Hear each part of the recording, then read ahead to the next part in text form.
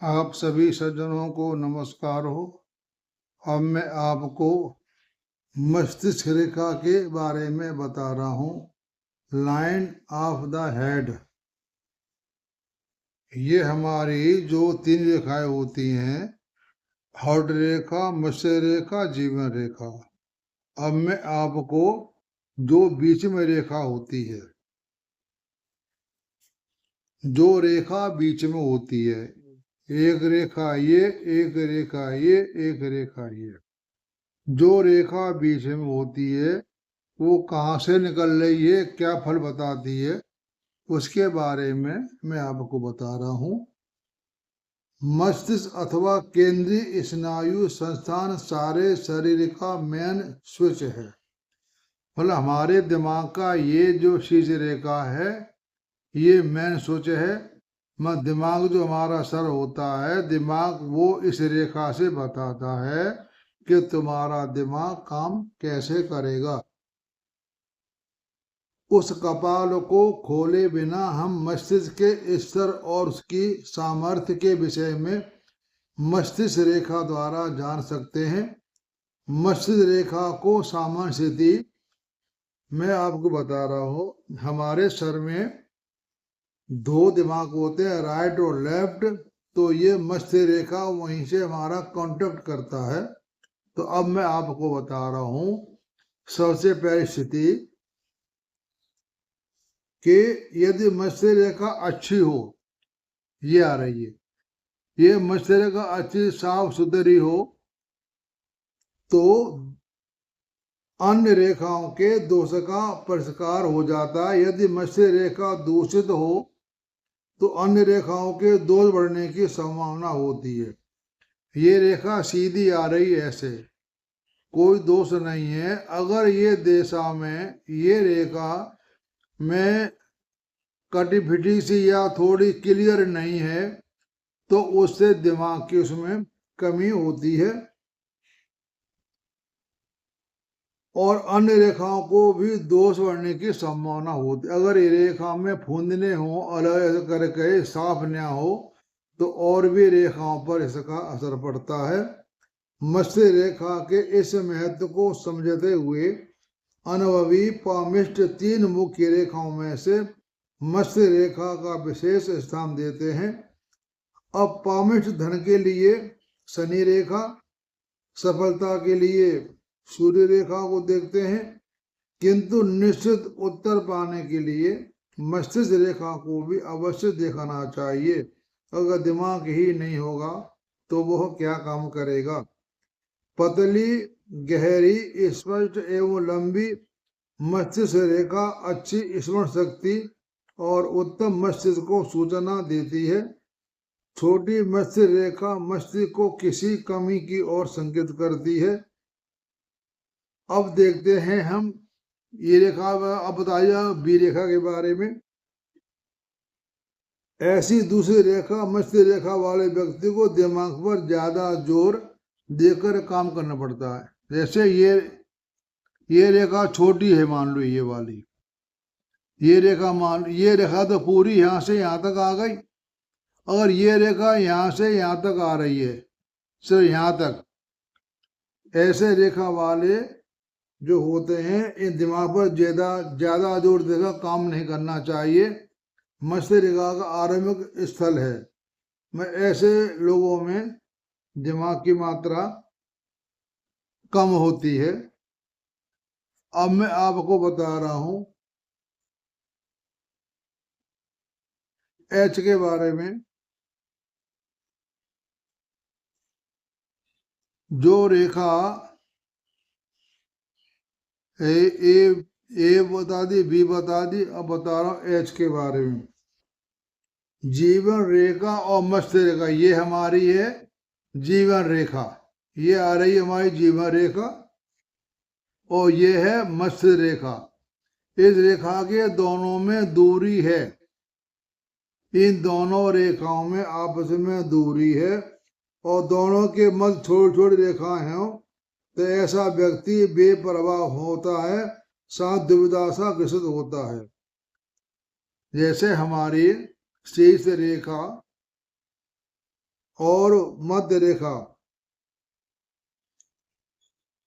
जीवन रेखा से रेखा अगर दूर दूर हो और बीच में चिन्ह बने हो तो ऐसा व्यक्ति लापरवाह होता है। यदि मत्स्य रेखा का रुख बुध पर्वत की ओर जाए तो उसकी बुद्धि अपने हित साधने में लगती है। जैसे हमारी ये शीर्ष रेखा होती है, ये बुध पर्वत की ओर जाए तो बहुत अच्छी मानी जाती है। और यदि मस्तिष्क रेखा का अंतिम भाग दो शाखा में बटा हो, जैसे हमारा ये गया शीर्ष रेखा हमारी ये आई यहाँ से ये आई और ये 2 या 3 भागों में बट जाती है। यहाँ से 2 भागों में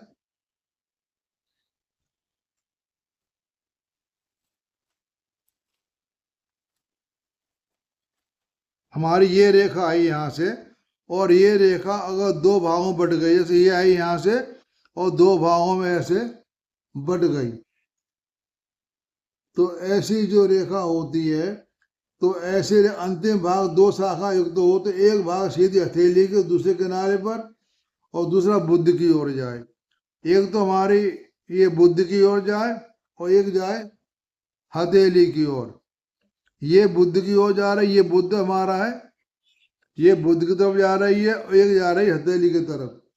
ऐसे व्यक्ति धन कमाने में व्यवहारिक होते हैं और किसी आदत के फेरे में वह धन का बलिदान नहीं करते, वो किसी की बातों में नहीं आते। क्यों? बुध होता है वो अपना बुद्धि देता है और चंद्रमा से उसकी बुद्धि तेज हो जाती है। तो ऐसे व्यक्ति किसी की बातों में नहीं आते हैं। अब बता रहा हूं आपको मैं इस रेखा के बारे में। ये वाली रेखा ऐसी रेखा होती है, ये हमारी ये मत्स्य रेखा आई है, हमारी मत्स्य रेखा आई और अंतिम भाग चंद्र पर्वत की ओर गया। ये यहाँ से रेखा आई, उसका अंतिम भाग ये हमारा रक्षाता मंगल है, ये चंद्रमा है, ये रेखा चंद्र पर्वत की ओर झुकाव है। तो आरंभिक भाग व्यवहारिक, अंतिम भाग पर फाइट आर्ट्स के प्रति रुचि होती है।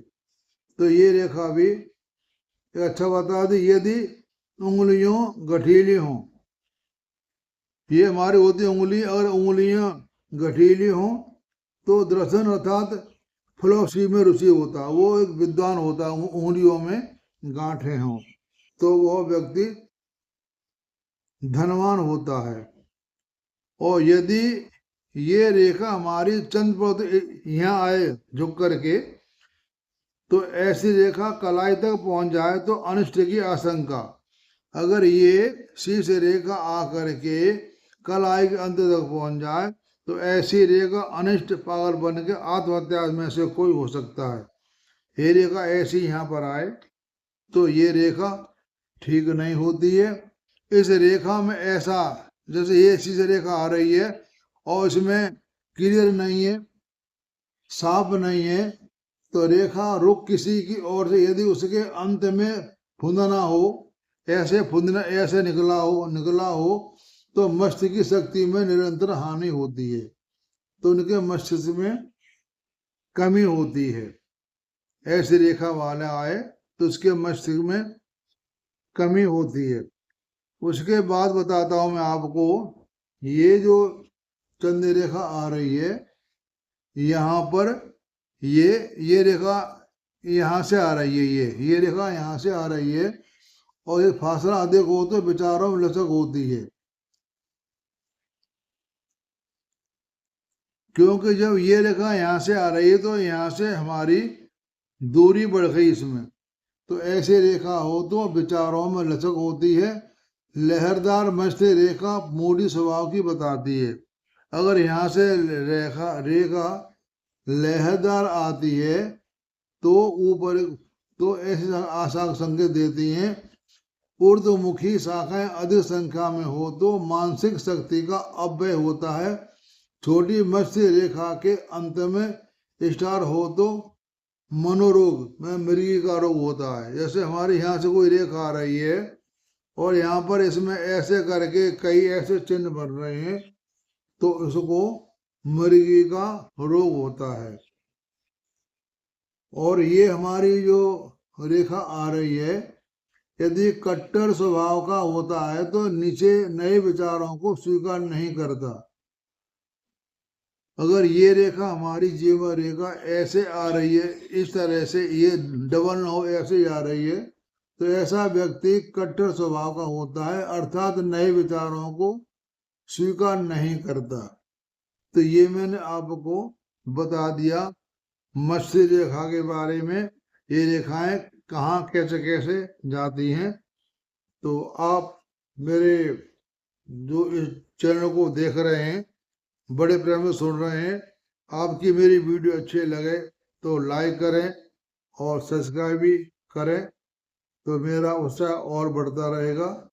तो ऐसे में रेखाओं के बारे में आपको सारी बातें बताऊंगा, बाद में निष्कर्ष भी निकालूंगा इनका कैसे क्या होता है। तो आप सबका सुनने का नमस्कार और आप सबको धन्यवाद।